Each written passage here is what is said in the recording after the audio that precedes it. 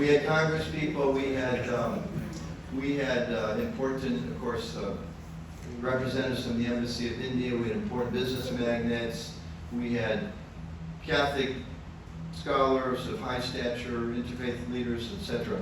So we want to do the same thing in New York, but even on a bigger scale. So we've made arrangements, we've committed to a place called the Glass House in Manhattan. It's a beautiful venue, it overlooks the river. And it's, I know I haven't personally seen it, I've seen videos, but I know the people that see it say, wow, this is spectacular. So in order to do that, Aditya and others of us on the committee, we stuck our necks way out. So like $150,000 commitment was like, that's old hat. We got to do better than that. So we're going to need the support of all of you. We're actually will be approaching some of you individually. Be thinking about it.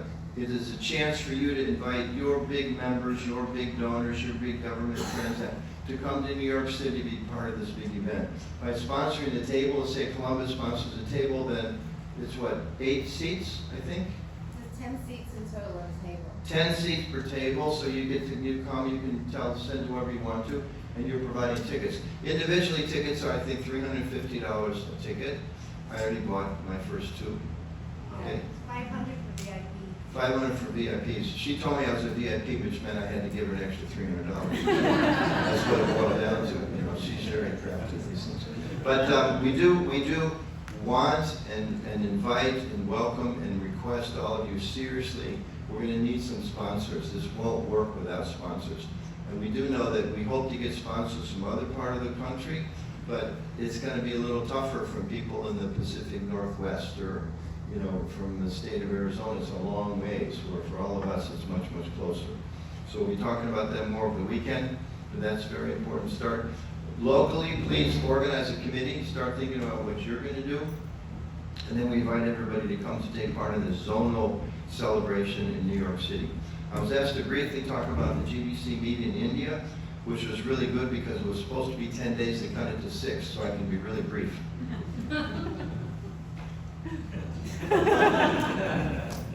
Thank you. That's why she's a temple president. She knows when to laugh, when not to laugh. So just a few highlights. There was a wonderful book distribution report given by ISKCON, which always inspires everybody. He's just like so sincere and so pure and so intent on book distribution. So having ISKCON present to the GBC, I think it was a 2.5 hour report. It was very uplifting about what's the progress in North America, what's going on in other parts of the world. For the first time in history, Mayapur actually was the biggest of the year and the biggest in December. So hats off to our international headquarters. Some new members. Indresh Prabhu was officially accepted or appointed as a GBC member for Zone 1. It was the opening of the Yagya. You call this the Yoga Shala. There is a Yagya Shala where they do yagas every morning. Beautiful building. Beautiful building. So that happened. So there's some very important things that happened. I mentioned TOVP. There's a wonderful presentation about the TOVP. Ambarish Prabhu and Swaha Devi were there online for us. I was asked to speak a little bit about, some of you may be following. I don't know if any of you have a phone. If you do, you've been probably getting bombarded with messages about Vaishnavi Diksha Guru, somewhere known as VDG, other parts of the world known as FDG. This is the only time we're going to talk about this. Okay. So a little bit of background. In the year 1996, in North America, in a leadership meeting a little bigger than this with leaders from all around the country, we had second generation young people who ranged maybe from 18 to 30. 10 of them spoke to us about their experience in Gurukula. Of the 10 that spoke, 9 of them had been abused. Later, the 10th one said that she was too embarrassed to mention she'd been abused, so she mentioned later, came out and explained to us that she'd been abused. It was such a traumatic, and I choose that word consciously, it was such a traumatic meeting. I remember watching North American leaders crawl across the floor to pay their obeisances to some of the children. We realized we had a very, very, very serious problem. 2 years later, that's when the Child Protection Office began. Children of Krishna began on the spot other efforts to try to move ahead, and we've had a pretty good track record of fixing things and making sure temples are safe. So that's a different topic. I'm assuming all of you are very up to speed on what your requirements are locally for child protection. If not, we can talk about that at some other time, because it's extremely important. But following the chronology, in the year 2000, the GBC, looking back on ISKCON and some of the mistakes we made, apologized to all the Vaishnavis. One of the reasons we apologized that is because a bunch of the senior women disciples came and spoke to the GBC. Sudharma, Vishaka, Yamuna was there, Rukmini was there, Sitala was there, a couple others. And presented how they felt, although they were at least equal partners in Prabhupada's mission, and had raised money and sold books and worshipped the deities and cooked offerings and preached and managed and done so many things, raised children in Krishna consciousness, that they had not been really given the, to use the Vedic word, protection, which really means empowerment. If you really look at the meaning of the Vedic cultures, making sure they can rise to their full, everyone can rise to their full potential, and that their contributions had been minimized. At the end of that meeting, the GBC issued a formal apology to all the women in the movement, which is still there. So I think it's the year 2000, official pronouncement. Following up on that, in the year 2004, when the GBC was looking at, well, what are the areas that women have not been given full facility? One of it was, why are there no women gurus? Now, sometimes people would raise the argument, well, Prabhupada, the initial 11, there's some question to Prabhupada, Prabhupada wanted those initial 11 to be Ritvaks, his representatives during the last year or so of his ill health. Some question, how did they become the first gurus? And, there was some sense of, well, that's the ones Prabhupada handpicked, which he probably didn't, but they were people that he personally thought were very competent. So they started initiating, and then later it grew now to like 100 plus now. But some people would raise this question, well, wait a minute, there were no women amid the first 11. Right? Reasonable argument. There were no women among the first. So we should follow that, then we should be logical. There were no women, there were no blacks, there were no Indians, there were no Latinos. Most of them were Americans. I think we would agree that that should have stayed. But it's a fact, there were no blacks, there were no Latinos. I think it was like 1/3 were Jewish. I mean, you look at the Jewish population in the world is quite small. Prabhupada picked his best people. And of course, we know that, most of them, I think they were in their 30s or something like that. So the women that age were still having kids. And, we'd already undermined the importance of raising children in too many ways, so to add the burden. So anyway, the year 2004, the GBC said there's no barrier to Vaishnavis becoming gurus. We just have to work on the details. So that kind of went on and off the radar screen for some time. In the year 2014, there was a 3-day meeting in Tirupati, India, to discuss in detail what's necessary. One senior leader stood up and said, I'm really not in favor of this myself, but I struggle with the fact that Prabhupada said some, not too many. Not too many means some. So this, at the very least, the most conservative opinion would be at least some. So the GBC acknowledged, yes, there should be some, let's work out the details, and a few years later decided, okay, Vaishnavis can serve as gurus, they should have reached the age of 55, which was a nice way of saying past childbearing age, and if you've got kids, you made sure that at least, 20 years old, like that. Older children. They should be in a stable ashram environment. That was it. I think those are the only two, and then whatever other requirements that are met. So that came out of those meetings. In 2019, the GBC passed a resolution. Yes, it's okay. The whole GBC is like the third or fourth for 20 years discussion. There's a vast majority, over 60%, voted in favor. But a couple leading devotees who were based in India, their bodies are not from India, but one of them was based in India. They're both based in India. Came and said, wait, dear GBC members, you haven't heard us. You didn't really hear us. Of course, it's been 15 years. And in Tirupati, we had a book this thick of papers to read, pro and con, everything, including some of those people who spoke to us, things they'd written, were presented to us. But they said you hadn't heard from us. The GBC, I believe in its maturity, and its broad-based vision and inclusive vision said, okay, we'll put it all on hold for 1 year. We'll have a dialogue with leaders from India particularly and from other places. So we had a dialogue every week for almost a year, around maybe even more than a year, with 2 mediators, one from the West, one from the East, to make sure there was fairness there. At the end of that year, Jayapataka Maharaj, Vira Krishna Maharaj, Prabhu Prabhu, myself, we were the GBC committee. We had the dialogue. We came back to the GBC and said, we've really heard everything. We very, very carefully heard their points. They really, really haven't said anything different than what we've heard before. And the GBC at that time said, okay, we're going to go ahead with encouraging Vaishnavis to initiate. And to clarify, it was already there before, be very clear, regions can opt out.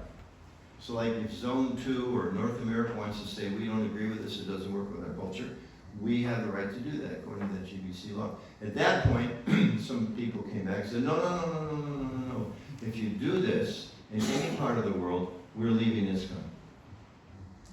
The GBC didn't like that very much, but the GBC said, okay, 3-year moratorium. We'll put the whole thing on hold for 3 years, and there can be some discussion. There was questions brought up about the relationship between Siksha Guru and Diksha Guru. We don't have a clear sense of Guru Tattva. So that also should be clarified. It's like, okay. A few people are thinking, well, that makes sense to clarify our understanding of Diksha and Siksha. But why are you putting Vaishnavis on hold, and you're not putting the men Gurus on hold? I mean, you know, we all know that men are often accused of being overly emotional and illogical. But that went too far. In some people's minds. It's like, it didn't really seem too logical. But there was a 3-year moratorium. It was in there that it will only be for 3 years, finish, that's it. It's got to end, it's not going to be extended. 3 years came and went, and it came back again, and some of our friends from some parts of the world said, we need an indefinite moratorium until there's a consensus on this idea. Okay? Consensus meaning, like, you know, we have a vote, and we all decide we're going to break early for lunch, except Dronacharya because he loves meetings. And he says, no, we have to stay here. I don't think we should have lunch today. So we cancel lunch because we don't have consensus, right? That would be illogical, right? 1 out of 4. So that's what consensus means. It doesn't make very much sense. So at this point, North America, Latin America, Europe, and soon to be Australia have sent letters to the executive committee of the GBC, probably to be shared with the GBC members, saying, we're uncomfortable with what appears to us as certain region, maybe 2 regions of the world, are making the case that based on what their interpretation is of Vedic culture, that you're stopping what we feel is an essential aspect of empowering devotees of all backgrounds around our region and helping us preach more effectively in our parts of the world. We're uncomfortable with that, and we hope you rectify this quickly. Some folks in North America have been sending all kinds of more stronger language. We should demand this and this and this. And the North American, unanimously, the North American Regional Governing Body, unanimously, we don't always get things unanimous, it was unanimous and say, we're going to send this letter and say that we stand by our position, this is what we feel needs to happen, and we're ready to work with the Governing Body Commission to try to figure out something as soon as possible without putting a deadline on it. Behind the scenes, there may be some other conversations about timelines, but publicly, we're not locking into the timeline. So that's kind of the update on that. Anything else I need to add about that? Okay, am I on time? I got a little more time? I'm out of time. You time that, because as soon as I finish Vaishnavi Diksha Gurus, you told me I have to quit. Okay, so we're going to talk later this weekend about diversity, which was another thing I was just going to introduce. We can talk about that at a later time. But thank you all very much again for being here. That was a little bit of an update. GBC meetings this year, 60th anniversary, extremely important, and a little update what's happening with the Vaishnavi Diksha Guru discussion in North America and around the world. I'll turn it back over to Madana-gopāla.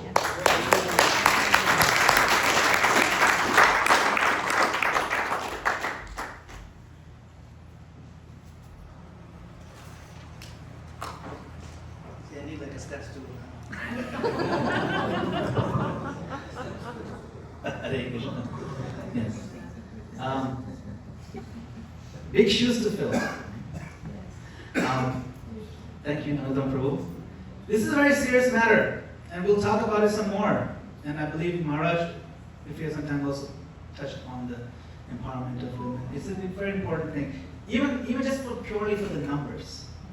335 is a lofty goal. We can't reach that if we're not going to look at this side of the room. We can have all the mantra retreats we want. We should. But in the mantra retreat, we should look in our heart and see what is it that's slowing down our respect for our mothers, our sisters. You see, that's what we actually do that. Just letting you know we do that. This is true. It's very wonderful. Please let us go next year. So, I did thank a lot of devotees. I wanted to mention the devotee you've all been interacting with and who helped coordinate quite a bit this conference and putting these slides together and also giving you your keys. Venu Madhuri Mataji, please. From Bhakti Center in New York. Venu Madhuri Mataji is very active in outreach activities and things like that. And of course, this is her first time in New Vrindavan too, so, and now she's giving directions, okay, you go here.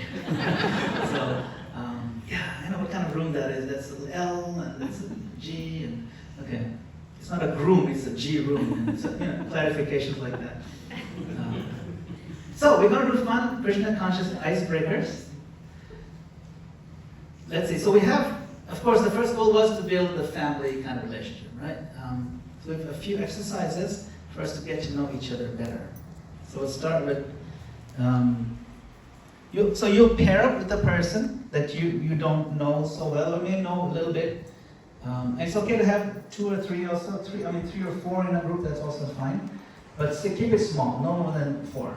Okay, and we'll do a couple of activities together, these activities that you see here. This is like one of those IKEA manuals where you just figure out by pictures how you put the furniture together. Now we'll give you some instructions. So the first activity is photo sharing. Right? So read the directions on the slide, which are here, photo sharing. Share a photo on your phone. Hopefully you all have photos. What's that? Yeah. So take a look, and then you'll eventually have to stand up. Share a photo on your phone of your favorite deity, temple, Rath Yatra, or devotee or devotees, and explain why that photo moves you. Just one photo. Don't show your whole album, just only one photograph. Okay? We're just going to take a few minutes to do this. Alright, so everybody stand up now. Find a partner, someone you don't recognize, and if you do, just know them by face, don't know by name. Know their name. Show your name tags, please, hopefully. And also, take out a photograph from your phone.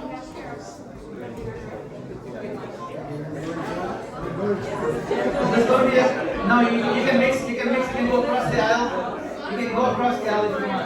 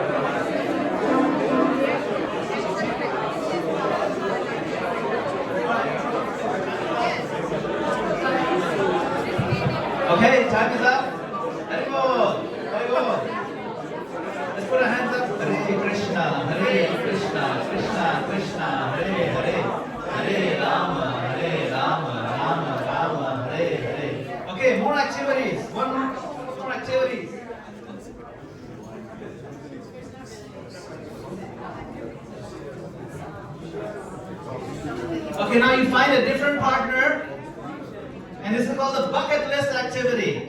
Everybody's like crowding over there. You can come up. Leave some space for breathing. I think they're feeling cold over there. What is the bucket list activity? Share one holy dham. Doesn't have to be a photograph. We just talk about the dham that you want to visit that you haven't yet visited. Bucket list means you haven't gone there yet. You want to write that. So something. Why are you yearning for it? And one only. Don't list the 25 or 108 pounds. Just one. One holy dham. And why in particular your heart yearns for it? Why do you want to go there? So this is again the same amount of time. This is a few minutes. Find a different partner now. Okay? Different partners. And explain. Start. Let's go.